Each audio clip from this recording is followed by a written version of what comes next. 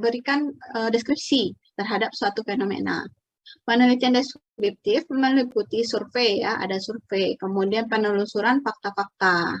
Nah, ditelusuri atau dicari fakta-faktanya terhadap berbagai permasalahan. Sedangkan teknik yang dipakai dalam dapat bersifat kualitatif atau kuantitatif, ya. Jadi tadi ada jenis penelitian, kemudian ada desain. Salah satunya adalah desain deskriptif. Dalam deskriptif kita dapat menerapkan sifat penelitian yang bersifat kualitatif ataupun kuantitatif, ya. Jadi sumber data primer atau sekunder yang kita dapatkan tadi bisa dilakukan dengan cara pengumpulan data kualitatif atau kuantitatif, ya. Jadi apakah dari interview atau dari focus group discussion atau dengan cara mewawancarai. Penelitian deskriptif kuantitatif ditandai dengan hasil yang berbentuk angka-angka atau numerik seperti dalam proporsi persentase atau rata-rata atau mean, ya.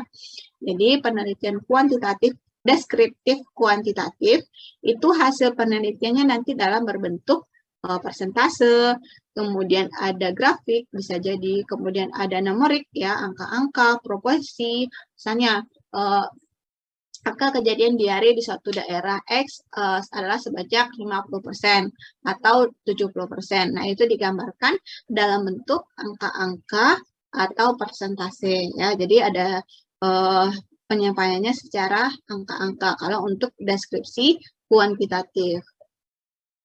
Nah, kemudian apa sih tujuan dari penelitian deskriptif itu sendiri?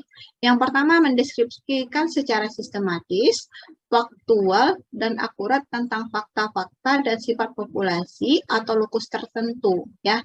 Jadi kita mendeskripsikan secara sistematis, kemudian fakta, ya, sesuai fakta, ada angka, ada data, dan akurat tentang fakta-fakta dan sifat populasi dari lokus tertentu. Lokus itu adalah siapa populasi yang kalian ambil tadi.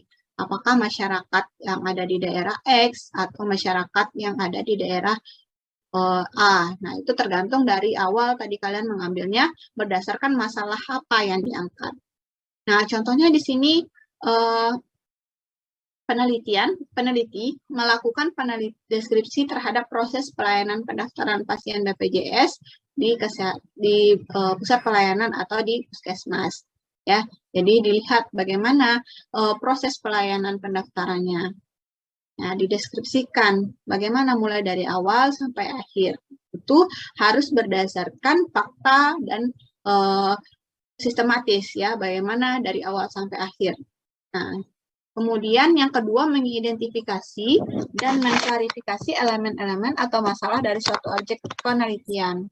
Misalnya, penelitian tentang identifikasi risiko pada operator alat berat yang bertujuan untuk mengidentifikasi risiko dan mengklasifikasikan jenis hazard pada pekerjaan tertentu, ya. Jadi tadi untuk mendeskripsikan, kemudian untuk mengidentifikasi dan mengklarifikasikan, ya. Jadi diidentifikasi, kemudian diklarifikasikan atau dikelompokkan, ya. Bagaimana hazard atau bahayanya atau bagaimana tingkatan bahaya dari suatu pekerjaan, ya. Kemudian yang ketiga, membuat komparasi atau perbandingan dan evaluasi, ya. Misalnya pada studi membandingkan program posyandu lansia di program kelurahan A dengan kelurahan B. Nah, akan dihasilkan komparasi antara kedua sekaligus untuk mengevaluasi pelaksanaannya, ya. Kemudian yang keempat, tujuan dari jenis penelitian deskriptif itu mengetahui tindakan yang dilakukan seseorang dalam menangani permasalahan. Misalnya, studi tentang stres kerja pada guru di sebuah SMP dapat diketahui para guru tersebut melakukan, ya. Jadi tindakan yang dilakukan seseorang dalam menangani permasalahan. Nah, penelitian deskriptif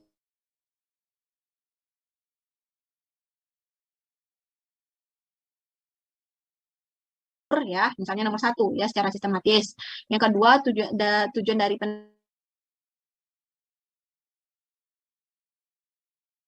atau bahaya di suatu tempat kerja.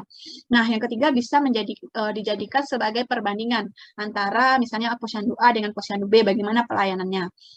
Kemudian yang keempat, mengetahui tindakan dilakukan seorang dalam menangani permasalahan ya. Bagaimana cara mereka menangani permasalahan di suatu tempat kerja contohnya. Nah, untuk mencari data-data itu tadi atau menggali informasi tadi dapat dilakukan secara penelitian kualitatif atau kuantitatif ya, berdasarkan angka atau berdasarkan kualitas ya. Jadi berdasarkan informasi didapatkan dengan focus group discussion atau in-depth interview ya, diwawancarai secara mendalam. Nah, kita lanjut. Tadi sudah ada desain, ada jenis, tujuan dari desain penelitian, ya, tujuan dari jenis penelitian sudah ya. Nah, kini sekarang lanjut ke ciri-ciri desain penelitian deskriptif, ya. Saya mau tanya dulu, suara saya bisa didengar jelas? Bisa, Bu. Oke, Bisa, Bu. lanjut ya. Kita masuk ke ciri-ciri dari desain penelitian deskriptif ya. Jadi deskriptif itu bisa kualitatif, bisa kuantitatif. Cirinya menjelaskan atau menggambarkan variabel sesuai dengan tujuan penelitian ya. Tujuan penelitian itu artinya kalian sudah menetapkan di awal apakah penelitian kalian bersifat deskriptif, kualitatif atau kuantitatif ya. Berarti kalau tujuannya kualitatif berarti kalian nanti akan menganalisis salah satunya. Kalau tujuannya kuantitatif bisa kalian melihat hubungan atau pengaruh. Salah satu contoh ya. Kemudian ciri desain penelitian deskriptif yang kedua, tidak bertujuan untuk mencari hubungan sebab akibat ya. Kita hanya melihat apakah dia berhubungan atau tidak berhubungan, apakah dia berpengaruh antara variabel dependen dengan variabel independen. Kemudian yang ketiga cirinya dapat dipakai untuk jenis penelitian kuantitatif atau kualitatif ya. Tadi sudah dijelaskan juga. Pengumpulan data melalui observasi terstruktur, kuesioner, dan wawancara atau studi survei. Ya, jadi penelitiannya tergantung dari jenis penelitian kalian. Ya. Studi ini dapat dijalankan jika telah ada kesepakatan untuk mendeskripsikan variabel penelitian yang merupakan variabel tunggal dari populasi. Ya, jadi kalian lihat apa itu variabel yang kalian ambil. Kemudian tidak terdapat literatur yang cukup untuk menggambarkan populasi atau variabel populasi. Nah, selanjutnya penelitian bertujuan untuk menghasilkan alasan rasional sebuah penelitian dilakukan melalui literatur review sehingga tidak dibutuhkan kerangka teori. Nah, ini untuk deskriptif ya, artinya kalian mendeskripsikan atau menggambarkan atau menceritakan tentang suatu permasalahan ya. Tadi apa yang melatar belakangi kalian melakukan penelitian. Sedangkan untuk karakteristik utama penelitian deskriptif ya, diantaranya adalah yang pertama, penelitian hanya melaporkan apa yang terjadi dan telah terjadi pada variabel ya. Jadi ini untuk deskriptif. Sebenarnya kalau untuk penelitian di jenjang sarjana itu penelitian deskriptifnya harus ada sebaiknya analisis ya, karena udah masuk ke tahap penulisan ilmiah yang sudah ada analisisnya. Kalau untuk tahap D3 atau diploma bisa saja deskripsi ini hanya menggambarkan saja ya. Misalnya kalau di saya contohnya ke Kasling ya, misalnya bagaimana hasil dari pemeriksaan depot air atau depot isi ulang air galon yang ada di wilayah kerja Puskesmas A. Misalnya dari 10 tempat pemeriksaan air depot, itu 9 tidak memenuhi persyaratan. Nah, kalau di tahap D3 bisa saja kalian melihat tidak memenuhi syarat dan hanya memenuhi syarat. Hanya dideskripsikan saja berdasarkan hasil yang didapatkan. Namun kalau untuk tahap di jenjang sarjana itu diharapkan ada salah satu analisisnya.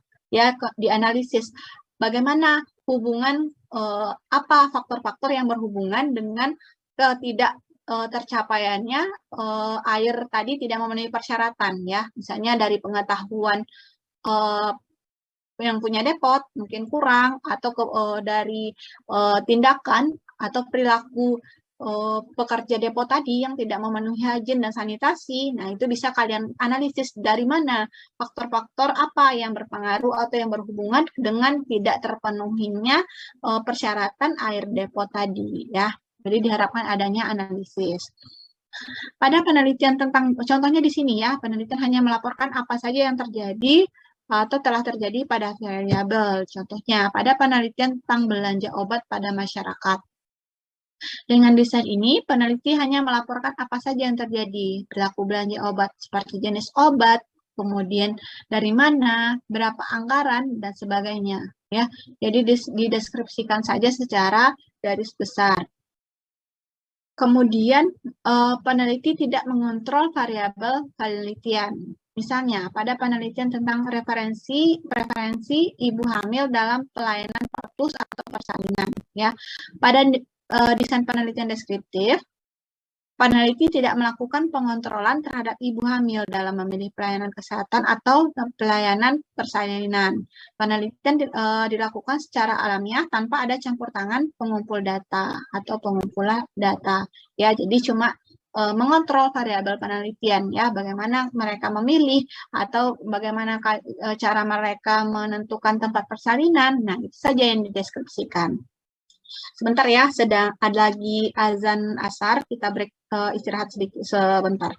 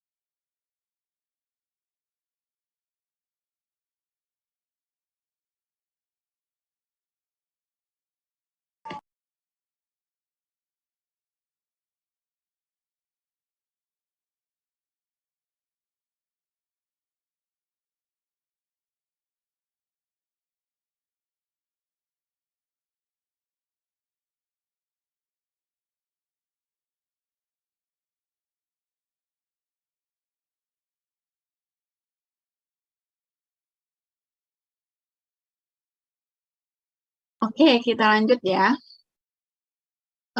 Jadi,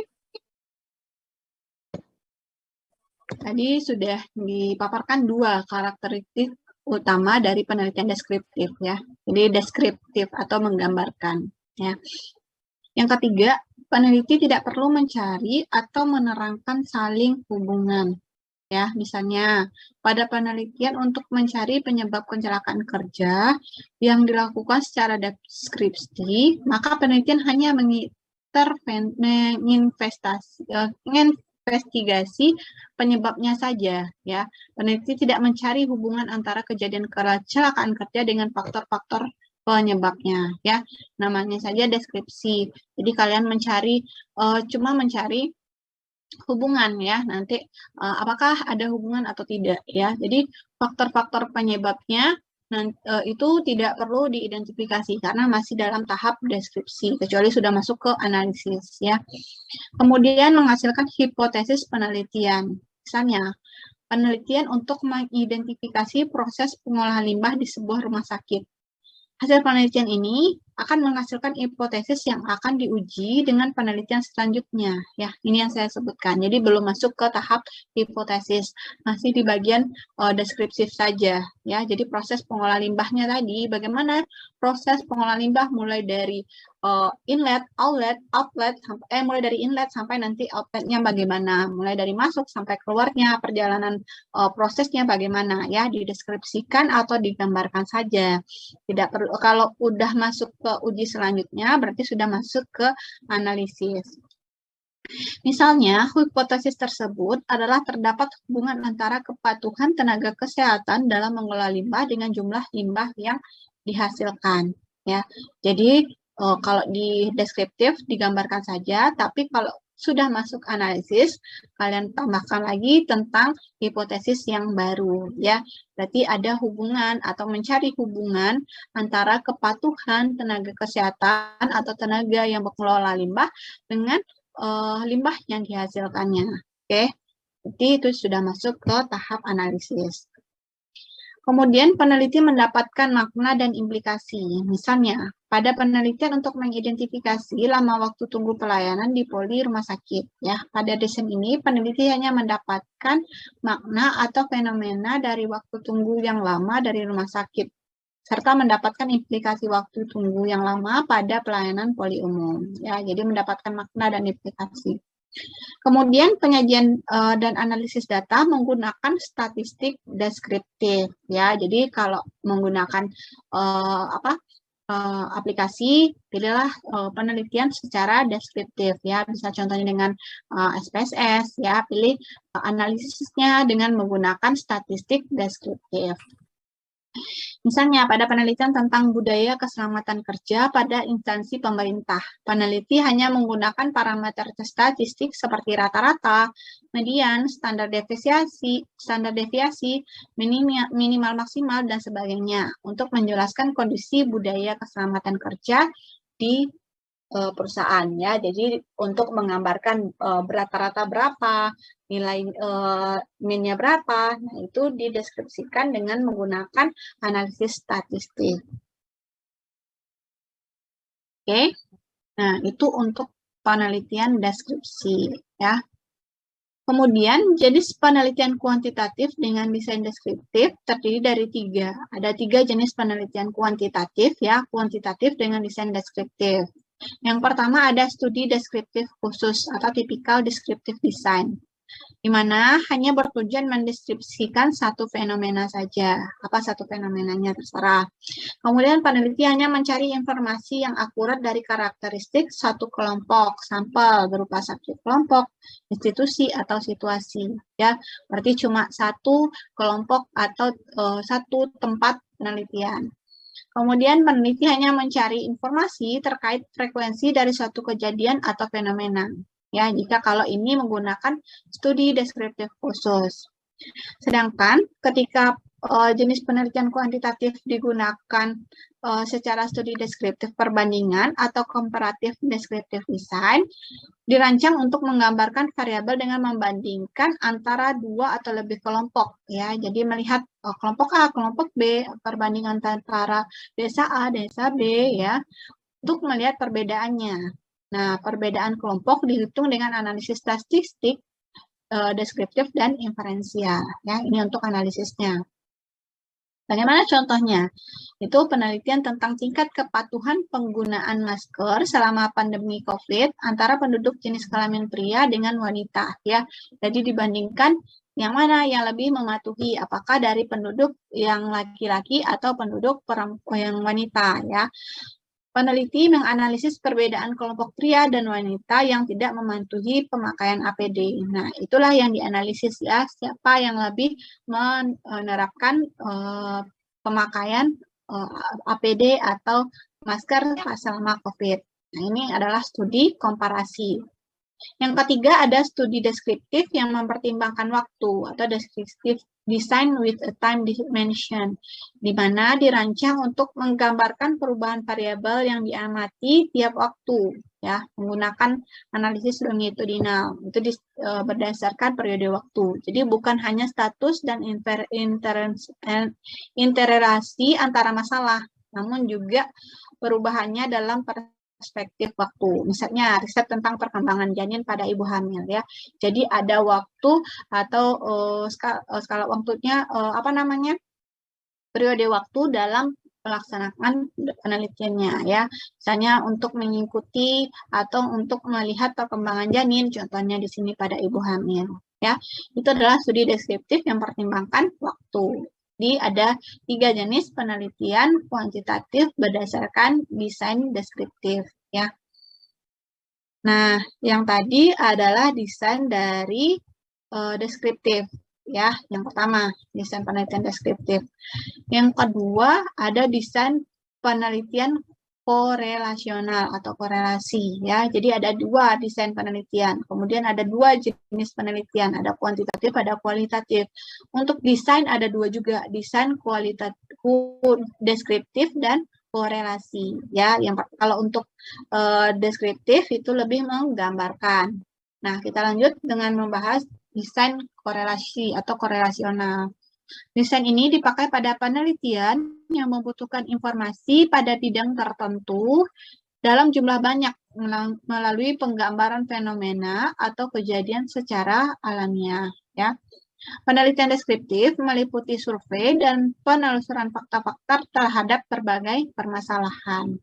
Ya. Teknik yang dipakai dapat bersifat kualitatif atau kuantitatif. Tetap ya, sama dengan deskriptif, bisa digunakan untuk jenis penelitian kualitatif atau kuantitatif. Penelitian deskriptif kuantitatif ditandai dengan hasil berbentuk angka-angka atau numerik seperti dalam proporsi, persentase, rata-rata, atau mean. Nah, tadi untuk ciri-ciri dari desain korelasi deskriptif, yang ini adalah untuk ciri-ciri desain korelasi atau melihat korelasi atau hubungan. Salah satu korelasi ya, tidak terdapat manipulasi terhadap variabel independen ya, karena variabel dependen atau masalah yang diamati dianggap sudah terjadi, sehingga disebut dengan ex facto atau ex after the fact. Ya, jadi variabel independennya tidak bisa dimanipulasi. Hubungan antara variabel yang diperoleh tidak mengindikasikan sebab akibat, namun menandakan jika terdapat perubahan pada satu variabel akan menyebabkan perubahan variabel lain. Ya, jadi cuma lihat hubungan antara variabel, tidak mengindikasikan sebab, tidak mengidentifikasikan sebab dan akibat. Namun, kondisi ini dapat dijadikan sebagai indikator dalam menentukan hubungan sebab akibat. Ya, jadi kita melihat hubungan sebab akibat, hubungannya saja apakah ada hubungan, tapi kita tidak mengidentifikasi kenapa terjadi hubungan sebab akibat tadi. Nah, lihat dari perspektif waktu, pengumpulan data desain korelasi terbagi dalam 3. Ya, jadi ini berdasarkan waktu. Yang pertama, ya, jadi nanti ketika kalian melakukan penyusunan proposal atau menentukan penelitian kalian, ya, jadi di bab 3-nya tentukanlah dulu jenis penelitiannya, apakah kualitatif atau kuantitatif, kemudian masuk ke desainnya, ya, desainnya ada nanti deskriptif atau ke korelasi, ya. Jadi sudah masuk ke desain, tentukan dia apakah deskriptif atau korelasi, kemudian tentukan dia masuk ke korelasi di bagian mana ketika ngambil korelasi. Yang pertama, ada desain potong lintang ya. Jadi kalian fokuskan desainnya potong lintang. Yang pertama ada cross-sectional design. Ya, jika masalah penelitian atau variabel dependen dan independennya diamati pada satu titik waktu saat ini atau bersamaan. Jadi kalian mencari variabel independen dan variabel dependennya dalam waktu yang bersamaan atau diidentifikasi dalam waktu yang bersamaan. Misalnya dalam penelitian, hubungan antara usia dengan berat badan, pengukuran kedua variabel dilakukan di suatu waktu penelitian saja. Ya, jadi untuk mencari data dependen dan independennya serta hubungan karena nanti hubungan variabel independen dan dependennya akan dicari, maka data secara desain penelitian cross-seksional dilakukan dalam waktu yang bersamaan. ya. Cari data dependennya, kemudian cari data independennya, ya. Contohnya di sini, usia dengan berat badan. Nah, berarti yang pertama usia dicari berapa usianya, berapa berat badannya, ya, diukur dalam waktu yang bersamaan.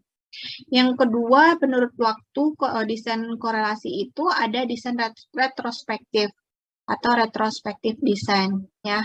Jika peneliti menentukan kasus atau masalah di awal, kemudian faktor penyebab atau risiko ditelusuri ke masa lalu atau retro, ya, kita runut ke belakang. Misalnya pada penelitian kasus kecacatan bayi akibat obat talidomid tahun 1960, contohnya di sini, ya, peneliti menelusuri faktor penyebab atau variabel independennya, yaitu dosis obat talidomid pada periode sebelum tahun 1960, ya. Jadi misalnya terjadi kasusnya pada saat ini, nah dirunut ke belakang secara retro atau retrospektif, dicari apa masalah yang terjadi di sebelumnya. Contohnya di sini dengan dosis obat, ya. Nah, itu desain penelitian secara retrospektif. Kemudian di samping retro juga ada prospektif, ya, ada ke depan. Jika peneliti menentukan sampel atau populasi yang akan diteliti saat ini, ya, populasinya diteliti saat ini, kemudian mengikutinya atau follow up untuk mengukur indikator atau outcome-nya atau ukuran sebagai variabel dependen selama periode waktu tertentu, ya, jadi ke depan. Contohnya, penelitian dampak kesakitan dan kegagalan fungsi tubuh yang disebabkan penyakit artritis dengan kualitas hidup seseorang, ya. Jadi dilihat kualitas hidupnya ke depan. Pada desain penelitian pada desain ini, peneliti memilih sampel atau populasi, lalu menentukan tingkat kesakitan dan gangguan fungsi tubuh, ya. Kemudian populasi diikuti untuk mengukur kualitas hidup mereka, ya. Jadi diukur ke depan. Nah, sebelum masuk ke penelitian, dilihat hubungan antara variabel secara korelasi. Nah, silakan dulu yang ingin bertanya atau saya kurang jelas menyampaikan yang sebelumnya.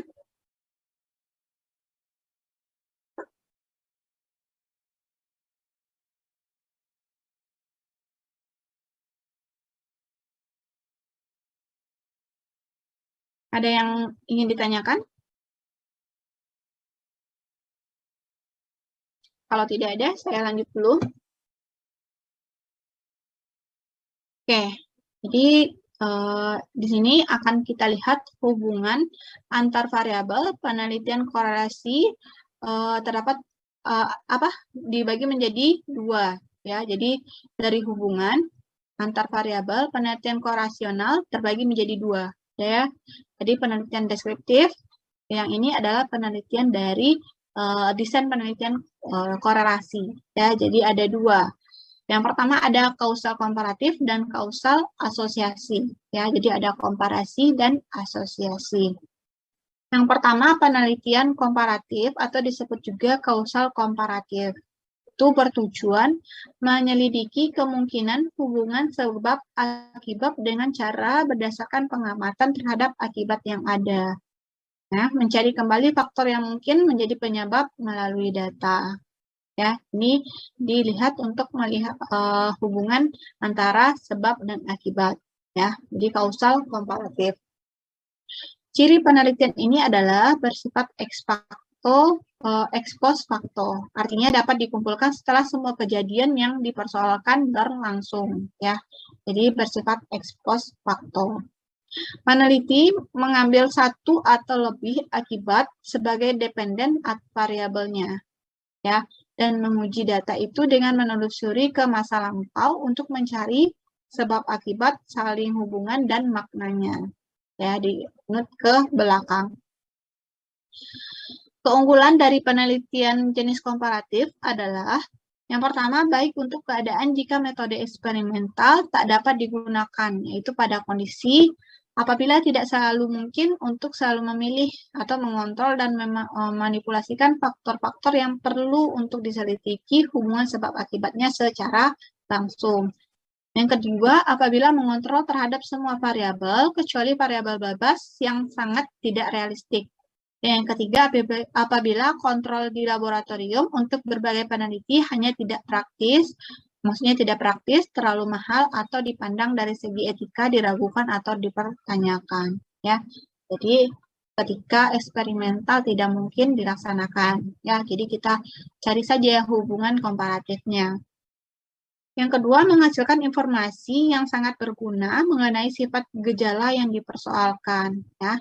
Jadi apa yang sejalan dengan apa, dalam kondisi apa, dan pada perurutan atau pola bagaimana, dan sejenis dengan itu.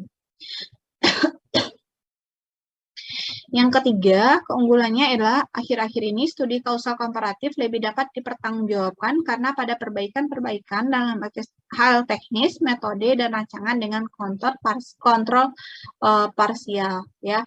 Jadi untuk mahasiswa-mahasiswa kesehatan masyarakat khususnya lebih banyak yang memilih komparatif dengan pertimbangan-pertimbangan penelitian yang bersifat eksperimental itu masih banyak kekurangannya, masih banyak hal-hal yang perlu dilengkapi, contohnya uji etik, kemudian kesiapan dana, kesiapan tenaga. Ya.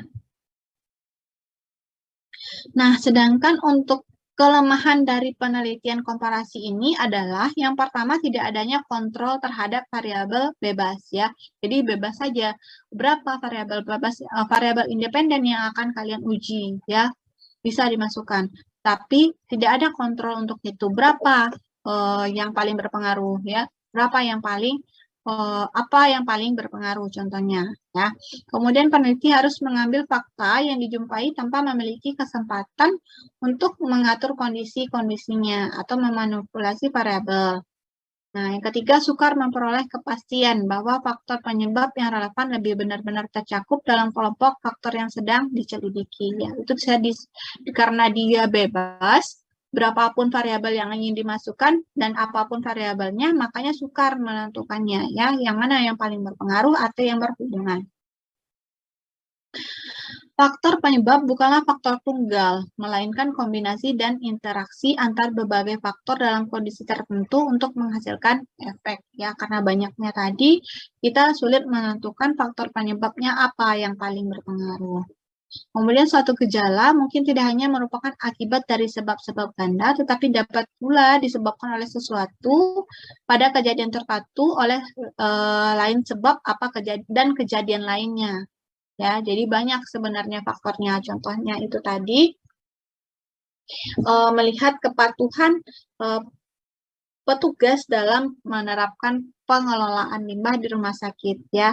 Jadi kita lihat apa aja faktornya atau variabel-variabel yang akan diteliti, misalnya dari pengetahuan, tindakan mereka, kemudian dari fasilitas, alat. Nah, itu dari sekian banyak variabel yang diteliti dengan kepatuhan menerapkan pengelolaan limbah yang sesuai dengan prosedur, nah itu tidak ditentukan, tidak ditahu yang paling mana yang paling berpengaruh. Ya.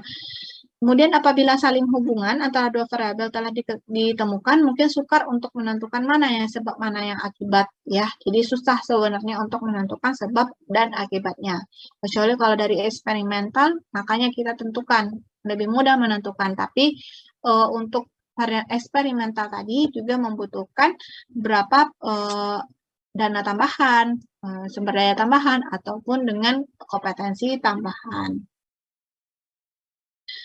Oke, lanjut ke penelitian asosiatif atau koresional.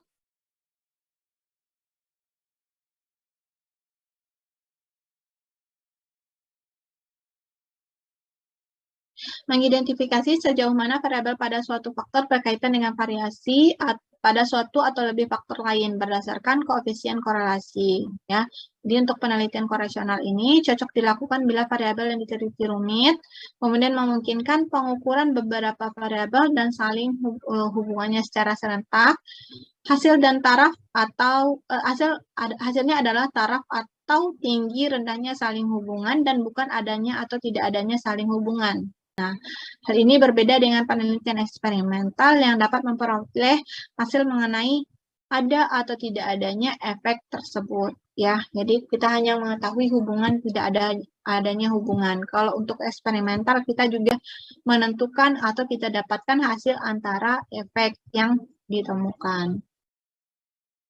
Nah, untuk kelemahan jenis penelitian ini adalah hasil hanya mengidentifikasi apa sejalan dengan apa, tidak mesti menunjukkan saling hubungan yang bersifat kausal. Nah, kurang tertib dan tidak ketat. Karena kurang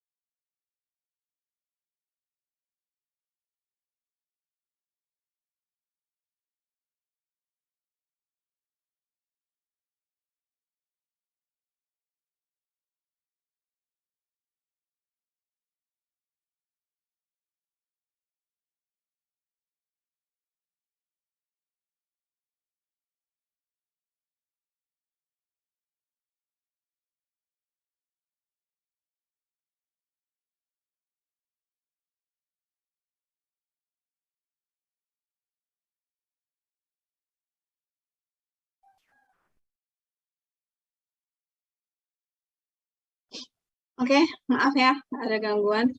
Nah, untuk penelitian korelasional ini, kelemahan dan penelitiannya adalah yang pertama hanya menghasilkan identifikasi apa sejalan dengan apa, ya, tidak menunjukkan saling hubungan yang bersifat kausal. Kemudian kurang tertib dan tidak ketat karena kurang melakukan kontrol terhadap variabel yang bebas, ya, terserah berapa saja. Pola saling hubungan itu sering tak menentu dan kabur, ya. Dan sering terjadi shotgun approach, yaitu memasukkan berbagai data tanpa pilih-pilih dan menggunakan setiap interpretasi yang berguna atau makna. Ya. Jadi makanya perlu adanya dilakukan kemarin ya, validitas dan reliabilitas data. Ya, jadi sebelum turun lapangan, diidentifikasi dulu terlebih dahulu. Mana variabel-variabel yang perlu ditetapkan, mana variabel data-data yang perlu dicari ya, misalnya dari kuesioner kemarin, mana yang paling valid atau mana yang paling reliabilitas dari penelitian yang akan kalian lakukan. Ya, jadi misalnya pertanyaan mana yang paling valid, nah itu ya yang paling penting dilaksanakan. Ketika tidak valid, artinya pertanyaan yang sudah kalian susun atau kuesioner-kuesioner yang kalian susun itu bisa dikeluarkan dulu, diganti dengan variabel yang atau pertanyaan yang lebih tepat. Ya, jadi intinya dalam analisis data yang perlu kalian tetapkan dulu sebelum memilih analisis data yang tepat, tentukanlah desain penelitian yang paling cocok, kemudian jenis penelitian, dan setelah ditentukan variabel, ditentukan analisis, ditentukan desainnya, nah kalian tentukanlah, maka hasil analisis yang didapat itu lebih cocok sesuai dengan pertanyaan penelitian atau masalah yang kalian ajukan di awal, topik penelitian. Ya, jadi tentukanlah dengan tepat berdasarkan jenis dan desain penelitiannya. Oke, untuk desain penelitian ini silakan yang ingin bertanya.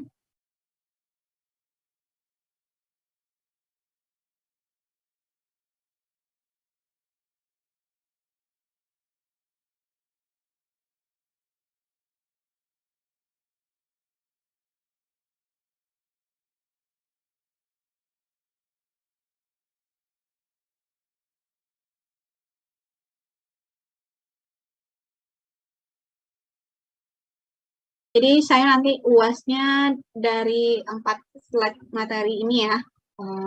Kalau dari saya nanti pilihan ganda. Nanti silakan pahami dari slide yang saya berikan, ada 4 ini. Untuk pelaksanaannya saya nunggu konfirmasi dulu dari koordinator mata kuliah.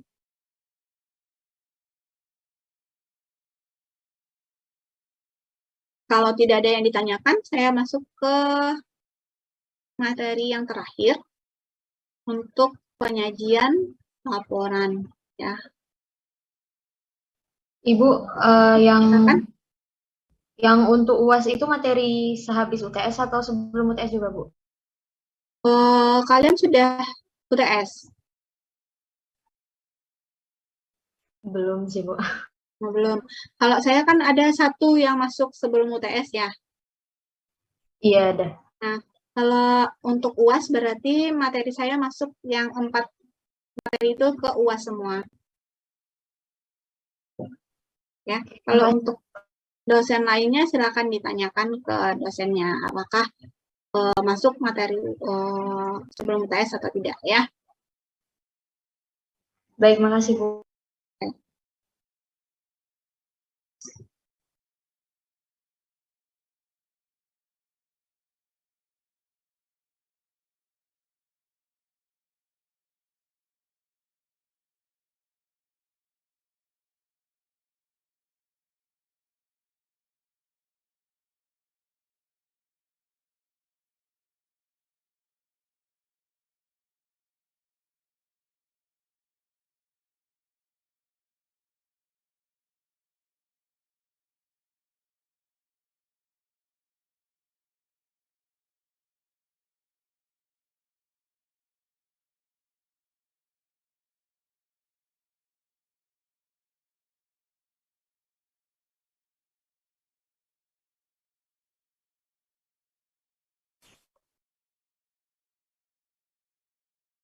Oke, lanjut ke laporan penelitian ya. Jadi nanti kalian di semester 5 ya. Semester berapa ya kalian mulai? Untuk penyusunan laporan ya. Ditentukan dulu di awal topik penelitiannya apa, kemudian desain penelitiannya apa, dari jenis penelitiannya apa. Nah, ketika sudah ditentukan, artinya kalian masuk ke penyusunan laporan penelitian atau penyusunan proposal penelitian ya. Dalam penyusunan laporan penelitian, ada beberapa tahap dalam penyusunan laporan. Yang pertama, penyesuaian bab 1, bab 2, dan bab 3. Nah, ini untuk proposal penelitian. Selama menjalankan pengumpulan data hingga analisis dan pembahasan, biasanya terjadi beberapa perubahan baik dalam metode, tinjauan pustaka, bahkan tujuan penelitian. Nah, untuk itu dalam penyusunan laporan bab 1, bab 2, dan bab 3, yang umum sudah dibuat sebagai proposal peneliti agar memperbaharui perubahan yang terjadi. Ya, masalah ini sering terjadi dan menjadi pertanyaan penguji saat melakukan sidang. Ya, jadi mungkin berapa kali konsultasi, berapa kali diskusi dengan pembimbingnya. Nah, pada bagian bab 1, kalian sudah fix, penelitiannya ini adalah tentang hubungan antara kejadian diare dengan faktor-faktor yang mempengaruhinya atau faktor-faktor yang mempengaruhi kejadian diare. Nah, setelah konsul yang kedua, ternyata tidak jadi untuk mengetahui faktor-faktor tadi. Nah, masuknya ke mencari analisis faktor-faktor yang analisis kejadian diare di wilayah X ya. Jadi di bab 1 terjadi perubahan, ternyata di bab 3 tidak kalian ubah. Nah, inilah yang menjadi pertanyaan oleh penguji, yang menjadi masalah oleh penguji ketika saat dilakukannya seminar proposal ya. Nah, dalam penulisan proposal ada beberapa yang harus ditepati. Yang pertama, konsistensi ya. Jadi harus konsisten antara tujuan latar belakang ya. Jadi kalau kalian ingin mengetahui faktor-faktor yang mempengaruhi, artinya di latar belakang itu mencakup semua yang menjadi faktor-faktor yang mempengaruhi ya. Jadi kalian itulah yang kalian bahas. Kemudian masuk ke tujuan. Nah, di tujuan itu itulah yang akan diteliti apa faktor yang mempengaruhinya. Harus sinkron dengan bab 3 nanti ke hipotesis sampai nanti ke bab hasil ya. Jadi itulah yang menjadi tolak ukur ya, mulai dari tujuan, konsistensi dengan tinjauan pustaka, konsistensi dengan kerangka teori, kerangka konsep, kemudian hipotesis, hasil, kesimpulan, ya. Jadi harus konsisten. Jangan sampai bab satunya sudah direvisi, bab 2-nya lupa direvisi. Ya, jadi tidak sinkron antara bab 1 dengan bab 2-nya. Nah, maka penyesuaian juga harus dilakukan terhadap daftar pustaka dan instrumen penelitiannya jika terjadi perubahan. Nah, misalnya tadi di awal untuk analisis, artinya kalian melakukan focus group discussion atau in-depth interview misalnya.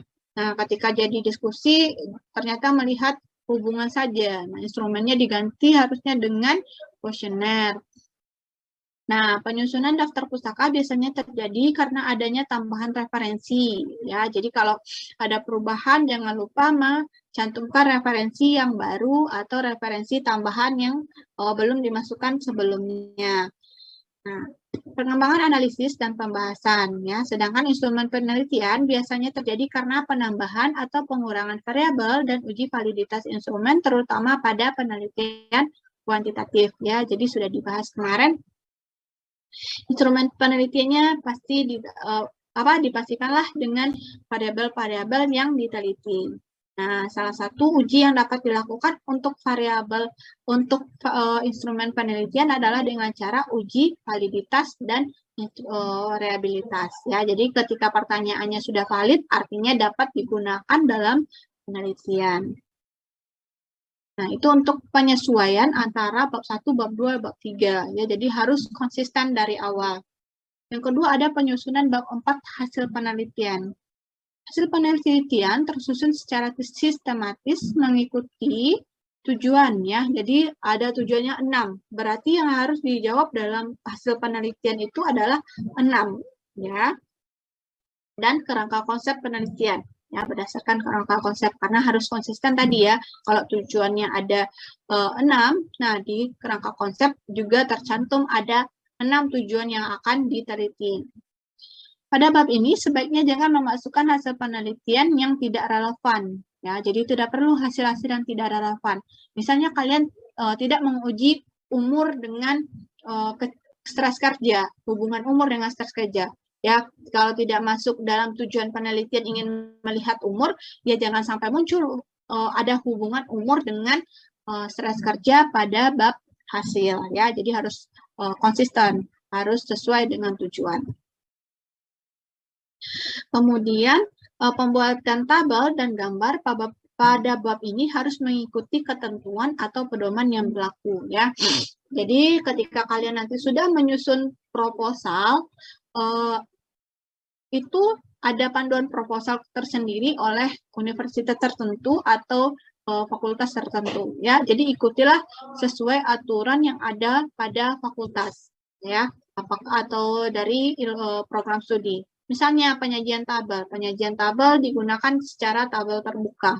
Artinya hasil penelitian kalian harus disesuaikan dengan pedoman. Jangan sampai nanti menggunakan tabel tertutup atau dengan penyusunan bahasa ataupun penyusunan ejaan yang benar menurut bahasa Indonesia. Nah, itu juga harus diperhatikan, ya.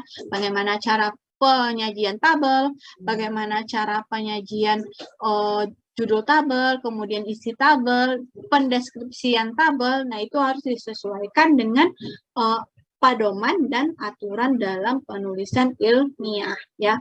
Jangan nanti seenaknya aja judul tabel diberikan di bawah. Kalau tidak sesuai dengan pedoman, artinya itu tidak sesuai dengan alur penelitiannya kalian, ya. Kerjakan sesuai itu berdasarkan panduan yang ada atau pedoman. Selanjutnya tadi sudah ada kesesuaian antara bab 1, bab 2, bab 3, kemudian penyajian hasil. Yang tahap keempat adalah penyusunan bab 5 atau pembahasan. Seperti halnya membuat hasil penelitian, penyusunan analisis dan pembahasan penelitian mengikuti tujuan dari kerangka konsep. Ya, jadi apa kerangka konsep kalian? Apa yang akan kalian teliti? Nah, itulah yang kalian sajikan dalam pembahasan, ya. Ikuti urutan dari tujuan kerangka konsep kalian. Jangan sampai beda antara kerangka konsep atau tujuan penelitian dengan pembahasan, ya, sesuaikan.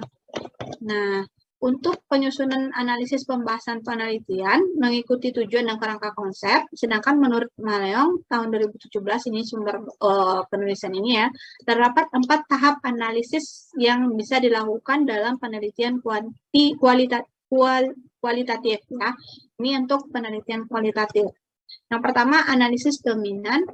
Analisis domain yaitu analisis terhadap data yang berasal dari pengamatan. Kemudian analisis taksonomi untuk analisis mendalam, analisis komponen yaitu dengan cara wawancara dan pengamatan, dan analisis tema ya, khusus untuk pembahasan pada penelitian kualitatif. Sedangkan untuk penelitian kuantitatif disesuaikan dengan analisis yang kalian gunakan. Yang misalnya dengan analisis hubungan atau untuk pengaruh ya, disesuaikan dengan tujuan pada penelitian kuantitatif. Nah, tahap selanjutnya dalam analisis adalah menginterpretasi data, ya, mengata-ngatai data, atau kita mendeskripsikan data tadi. Interpretasi data dilakukan untuk memperoleh arti dan makna yang lebih mendalam dan luas, ya. Teknik pembahasan dilakukan dengan meninjau atau membandingkan hasil penelitian secara kritis dan teori yang relevan dan informasi yang akurat di lapangan. Nah, inilah yang harus dicantumkan pada bab pembahasan ya. Jadi ketika kalian sudah dapat nanti hasilnya, misalnya antara hubungan usia tadi dengan stres kerja, didapatkan usianya dengan rentang 50 sampai 60 tahun itu lebih cenderung banyak yang mengalami stres kerja. Ya, kemudian pada bab hasil sudah dicantumkan dalam bentuk tabel ya. Di bab pembahasan itulah yang kalian interpretasi, itulah yang kalian bahas ya. Tekniknya yaitu dengan meninjau dan membandingkan hasil penelitiannya, bandingkan dengan hasil penelitiannya sebelumnya ya. Hasil penelitiannya juga mendukung, oh ternyata dengan usia segitu banyak yang mengalami stres kerja ya, dibahas. Kemudian dibandingkan dengan teori ya. Nah, bagaimana dengan teori yang ada? Apakah benar antara usia segitu banyak yang mengalami stres kerja? Dan disesuaikan dengan informasi dan data yang akurat di lapangan. Itulah yang kalian simpulkan pada bab pembahasan ya. Jadi benar-benar dianalisis, benar-benar dikaji kenapa hal itu terjadi berdasarkan teori dan temuan yang akurat di lapangan. Nah, yang keempat ada tahap penyusunan laporannya, ada penyusunan bab ke-6, yaitu berisikan tentang kesimpulan dan saran.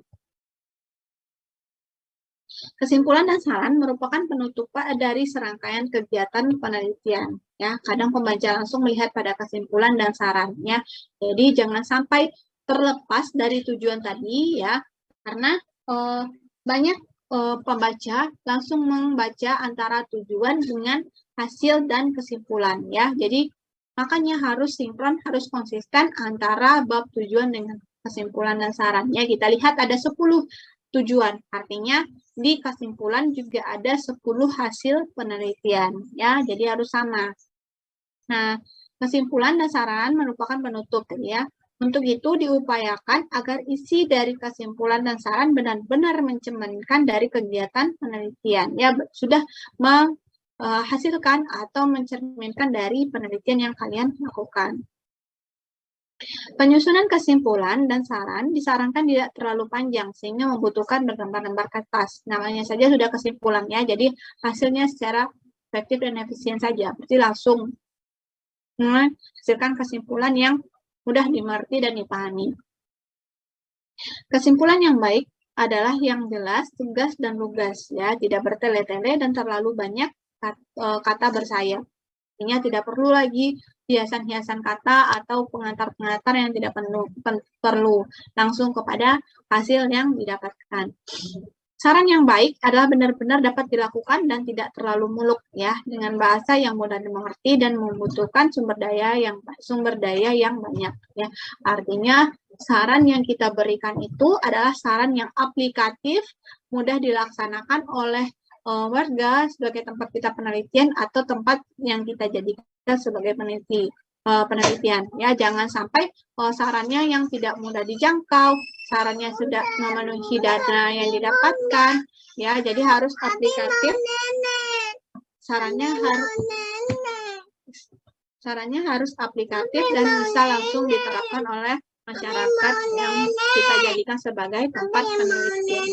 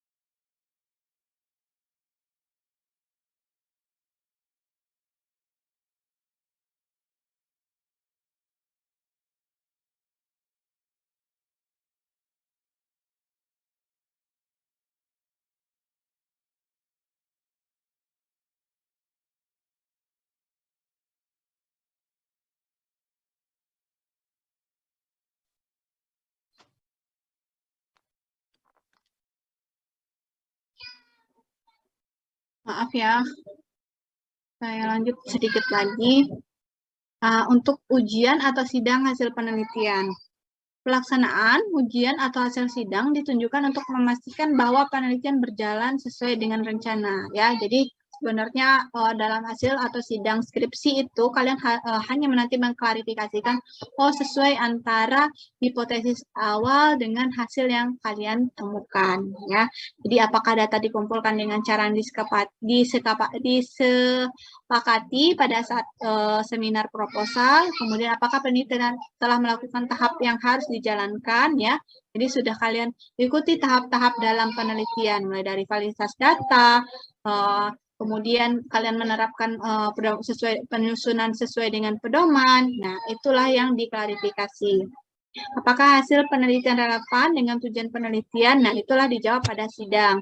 Kemudian penyusunan laporan sesuai dengan pedoman, ya, seperti yang saya sebutkan tadi.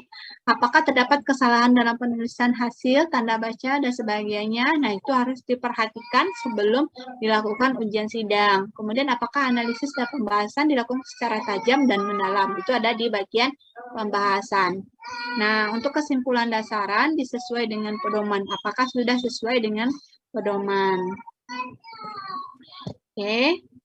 Nah, untuk yang terakhir, ketika kalian sudah menyusun laporan penelitian dalam bentuk skripsi, kemudian melaksanakan sidang penelitian, nah yang harus kalian siapkan adalah yang terakhir itu menulis jurnal penelitian, ya. Jadi ini tujuannya adalah untuk penelitian yang sudah kalian lakukan, ya. Jadi perlu dilakukan pempublikasian, perlu diminta atau itu perlu dilakukan, ya. Jadi dalam bentuk jurnal contohnya. Nah, itu adalah hasil publikasi dari kegiatan penelitian yang kalian lakukan.